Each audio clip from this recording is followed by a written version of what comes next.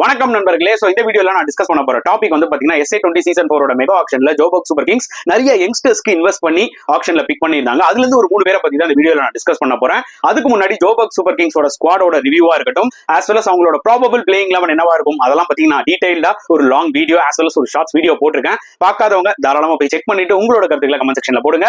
இப்போ அந்த 3 பேருக்குள்ள போலாம். சோ ஃபர்ஸ்ட் வந்து பாத்தீங்கன்னா நான் ஸ்டீவ் ஸ்டாக்ன்ற ஒரு பிளேயரை பத்தி தான் டிஸ்கஸ் பண்ண போறேன். இவர் சவுத் ஆப்பிரிக்காக்கு அண்டர் 19 வேர்ல்ட் கப்ல ரெப்ரசென்ட் பண்ணிருக்காருங்க.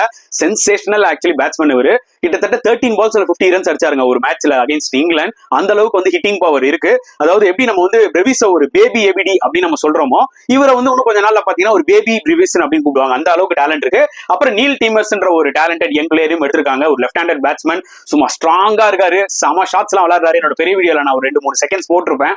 அதுக்கப்புறம் வந்து பாத்தீங்கன்னா டியான் ஃபாரஸ்டர்ன்ற ஒரு சூப்பர் பால் ரவுண்டர், நல்ல பேஸ் போடுறாரு, நல்ல பேட்டிங்கும் மாறுறாரு. சோ இவங்களுக்கு எல்லாம் சான்ஸ் கிடைக்கும் போது அவங்களோட டேலண்ட் நீங்க பாப்பீங்க மக்களே.